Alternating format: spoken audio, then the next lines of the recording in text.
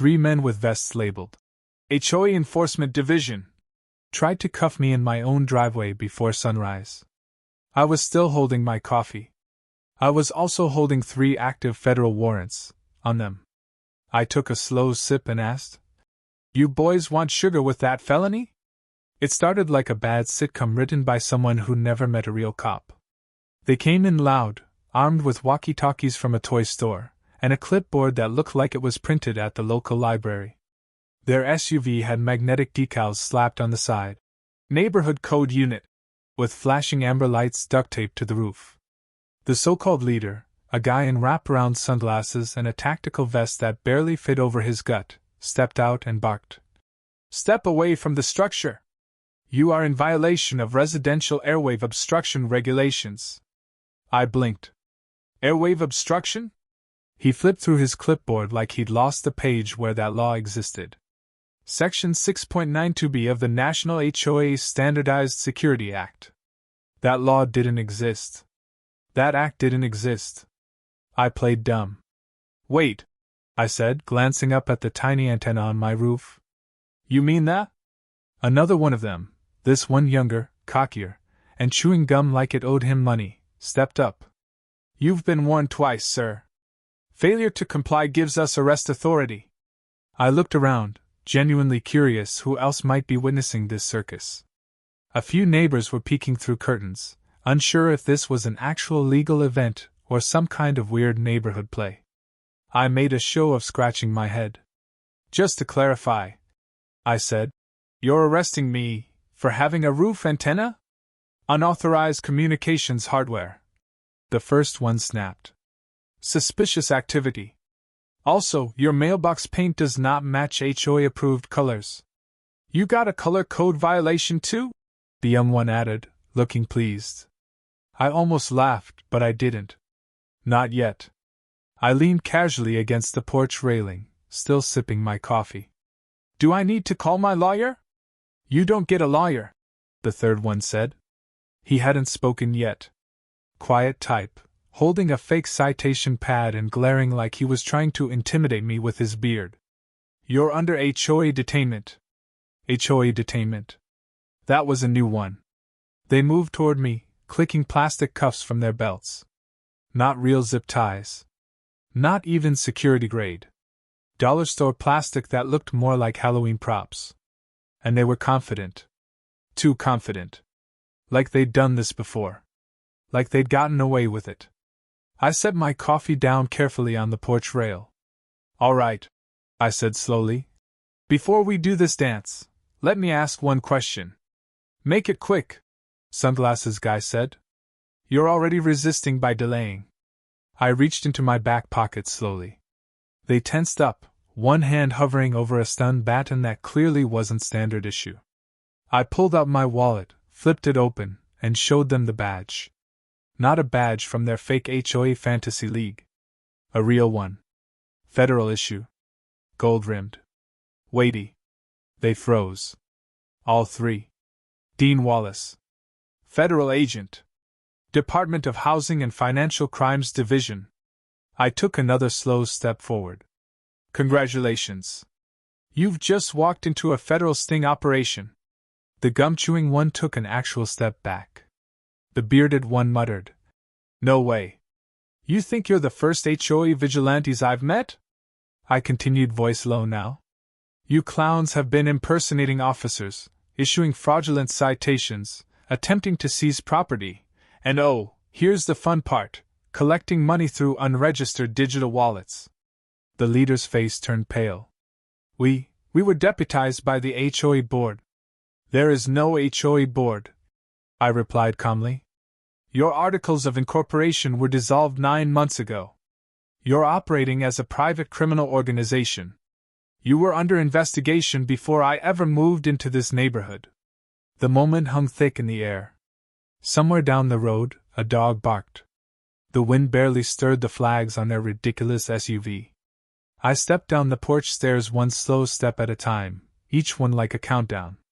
"I suggest," I said, "you sit down on the curb before someone gets here with handcuffs that don't snap in half." The gum chewer turned and started walking fast toward the SUV. The leader grabbed his arm. Don't run.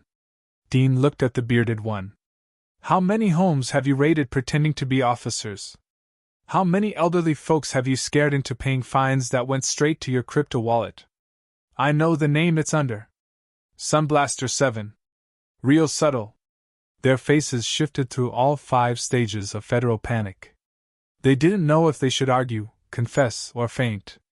Dean looked toward the bird feeder to his right. There was a tiny camera inside. Still rolling. Still uploading to a private server in another state. A neighbor across the street opened his garage and called out. Everything okay over there?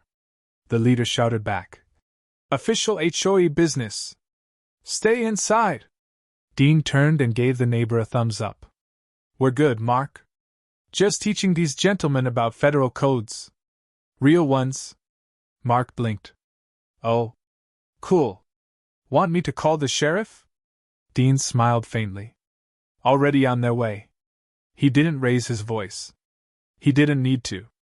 A lifetime of law enforcement had taught him that quiet power was more terrifying than loud panic. And in this moment, the 3 fake enforcers were learning exactly what it felt like to impersonate the wrong man. He looked down at his watch. 10 minutes until backup. If I were you, I'd spend that time writing a heartfelt apology to every homeowner you've threatened this year. The SUV's walkie crackled weakly. The HOA channel was still live, but no one was answering. Because every patrol partner these guys had was already being flagged, tracked, and geolocated. Their radios were compromised. Their emails were being read. Their little empire of fake forms and scare tactics was about to burn. Dean picked his coffee back up. Still warm. He took a sip and said, Oh, and by the way, nice decals. Really screams felony.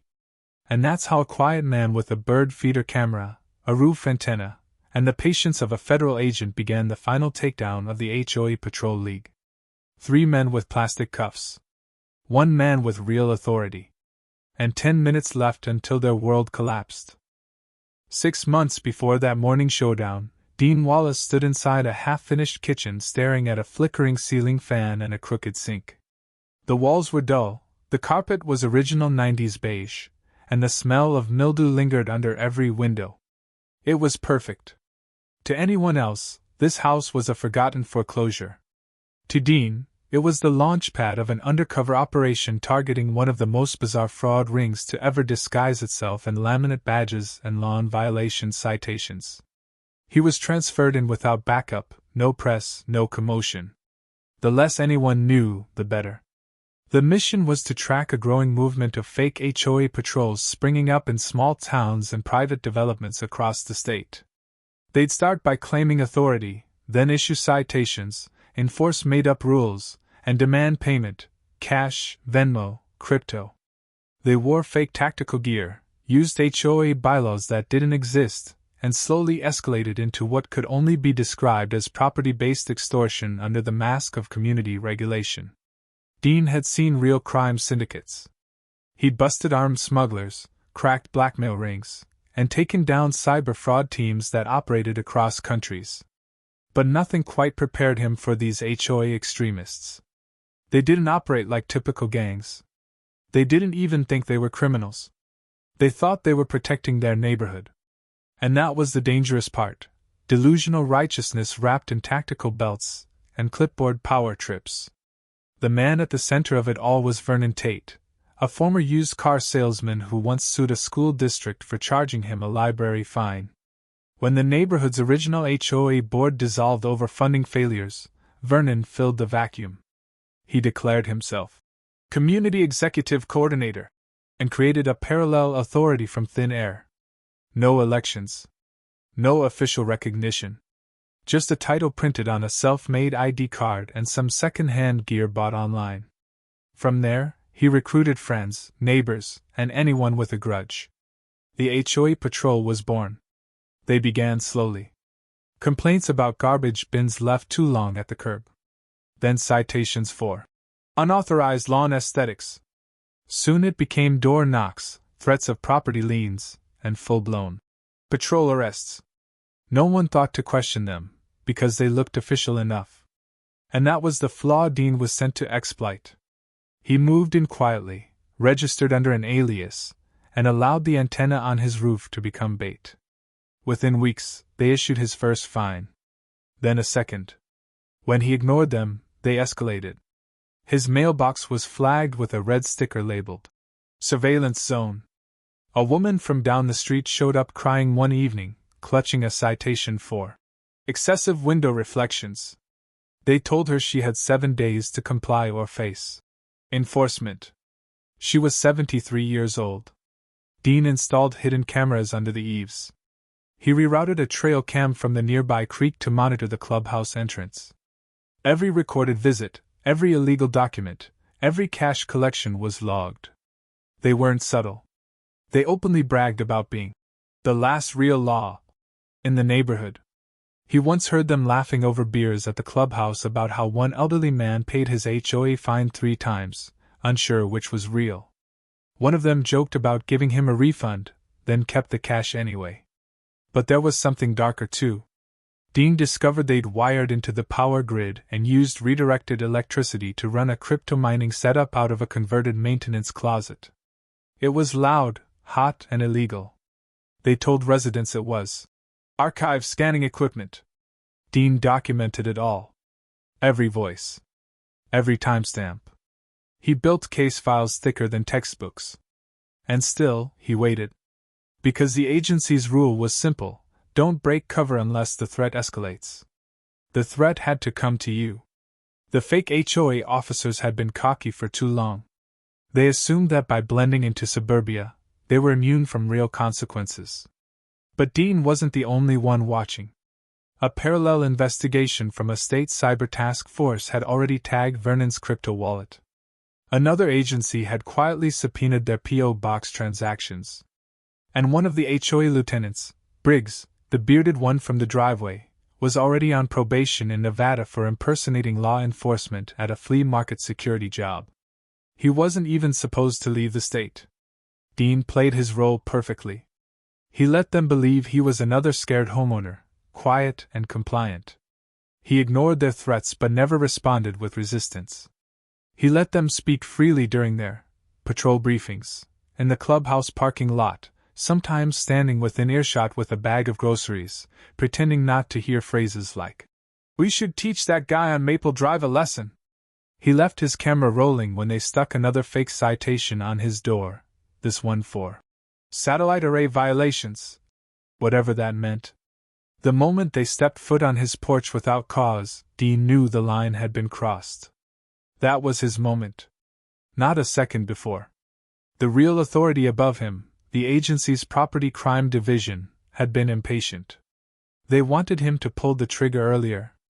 But Dean understood patience. The best takedowns aren't loud, they're surgical. Precision meant maximum damage to the network, not just a few arrests. He wanted everything exposed. The records, the scripts they used to intimidate residents, the text threads they shared with each other to mock victims. There was one screenshot he never forgot. One HOA enforcer texting another after a confrontation with a single mom who refused to pay her fine. It read, "Bet she pays tomorrow. Broke people crack fastest." Dean never said a word. He just copied the screenshot into a secure folder. The one he labeled "For Court." The day before the takedown, Dean had updated his main file and sent encrypted backups to 3 different storage centers. He didn't know if they'd come that morning or a week later. But he knew they would come. They always did. What he didn't expect was how theatrical it would be. Lights, badges, uniforms, threats. It was like watching toddlers play FBI in a sandbox. Except these toddlers had actually scared people. They'd stolen money. They'd created fear. They weren't just a joke. They were dangerous. Because when you give the wrong people a false sense of power, they stop pretending. They start believing it's real. And that's when someone like Dean gets called in, not to argue, but to shut it all down. So when they stepped onto his porch that morning, trying to place him under HOA detainment, Dean didn't feel anger. He felt closure. Every word they said, every flex of false authority, was being recorded and uploaded in real time to the agency's secure cloud. His coffee wasn't just for show. It was a reward. He had waited 6 months for that sip. And as they stood there, clipboards in hand, confidence in their step, completely unaware of who they were trying to arrest, Dean knew this was the end of their little empire. All he had to do now was finish the paperwork. The rest would take care of itself. The first siren echoed down the cul-de-sac just 3 minutes after Dean made the call. It wasn't loud or dramatic, not the kind of thing that set off a neighborhood panic. It was steady, deliberate, and gaining volume with each passing second. Dean watched the fake officers freeze like broken statues. The gum-chewer had made it to the SUV but didn't dare open the door now. The bearded one looked over his shoulder, his eyes darting between the approaching noise and Dean's calm face. Vernon Tate, their self-declared leader, was still barking into his radio, unaware it had been rendered useless the moment Dean activated the jammer in his vehicle. Their channel was dead. Their support wasn't coming. The fantasy was about to collapse. As the first sheriff unit turned into the street, followed by 2 more, neighbors began to emerge from their porches, some with phones, others with coffee mugs, all curious. One woman in slippers shouted, "Is this about the HOA again?" And someone down the road replied, "It finally happened!" It was no longer just an investigation. It had become an event. And Dean remained right in the center of it, standing on his lawn like a man who had seen the end coming months ago and was simply waiting for everyone else to catch up. The first officer stepped out, a seasoned deputy with mirrored glasses and a no-nonsense stride. He approached Dean and gave him a subtle nod. Dean returned it. The deputy turned to the 3 fake officers and said, "On your knees. Hands where I can see them." They hesitated. That was a mistake. A second later, 2 more deputies flanked them. Plastic badges were ripped from their chests. Their handcuffs, cheap, laughable things, were tossed to the ground. Real cuffs were snapped on. The gum-chewer tried to protest, shouting that they had authority and rights and legal authorization. The deputy calmly replied, "You're lucky we don't charge you for impersonating a patrol unit during an active federal operation. Now shut your mouth." Dean moved toward his SUV and opened the trunk. He pulled out a small, sealed black case, unlocked it, and handed it to one of the arriving federal agents in plain clothes. Inside were 3 folders and 2 USB drives. The evidence wasn't just for show. It was a full index: photos, video, audio, transaction records, and message logs. One of the agents raised an eyebrow and said, "You got them on everything?" Dean nodded. "Crypto scams, power theft, impersonation, unlawful entry, extortion, and enough recorded violations to fill a courtroom." The agent grinned. "Beautiful." Then Vernon Tate arrived, late as usual. His pickup truck came around the corner and skidded to a halt when he saw the flashing lights. He stepped out in a windbreaker with the words, "HOA Central Commander," stitched across the front in gold thread. He marched toward Dean and the cluster of law enforcement, shouting, "This is a violation of HOA federal sovereignty. You're interfering with local jurisdiction." Dean didn't even flinch. "There's no such thing as HOA federal sovereignty, Vernon." Tate stopped in his tracks. "Dean?" he asked. "What's going on here? Are you calling in fake cops now?" Dean pulled out his ID and held it up again. "Federal agent. Real badge. Real consequences. This is your reckoning, Vernon." Tate looked around, searching for backup that wasn't coming. The bearded man was already seated in the back of a sheriff's vehicle. The gum-chewer was being read his rights. The third man was sobbing quietly into his sleeve. Vernon took a step back. "You can't do this," he said weakly. "This is all just a misunderstanding. We were just trying to keep the neighborhood safe." One of the marshals stepped in. "By stealing from retirees and threatening women with fake arrest warrants?" Vernon opened his mouth to speak, then closed it again. He didn't have an answer that could save him. Within the next hour, the entire block transformed. The HOA clubhouse was raided by agents with warrants in hand. Inside, they found 6 laptops running mining software, a network of cloud storage accounts filled with fake citations, scanned checks from residents, and a wall plastered with complaint forms they'd ignored. One room had a list labeled Priority Homes, which included people who had refused to comply. Dean's address was circled in red. Another list was titled Eviction Targets. The marshals photographed everything. The hard drives were bagged and tagged. The illusion of authority, once protected by matching polo shirts and printed clipboards, was now scattered across evidence tables in the street. Residents came out one by one. Some were stunned. Others weren't surprised at all. A few quietly cheered as Vernon was placed in handcuffs and guided into a car. Someone filmed it on their phone. A woman across the street clapped slowly and yelled, "About time!" Dean stood by silently, watching it unfold. He didn't gloat. He didn't need to. The truth was louder than any victory speech. And the damage they'd done, financially, emotionally, and socially, would take months to clean up. Later that evening, after everything had settled, Dean sat on his porch again. The sun was setting behind the trees. The antenna they once tried to fine him for still stood quietly on the roof, catching the breeze. His coffee mug had long since gone cold, but he still held it out of habit. Across the street, the clubhouse sat empty, its doors sealed shut with crime scene tape. The fake patrol cars had been towed. The magnetic decals now sat as evidence in a cardboard box. One of the neighbors walked over with a tray of cookies and said, "I had no idea you were law enforcement."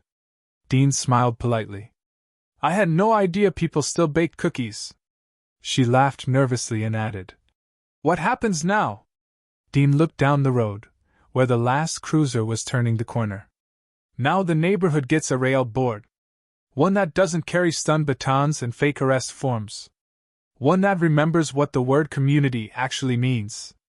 She nodded and returned home, and Dean leaned back in his chair. The quiet was nice. He had spent months living with tension buried just under the surface. Now, the silence was earned. A week later, the story hit local news. Within 2 days, it was national. "Fake HOA police ring busted by undercover federal agent," flashed across headlines.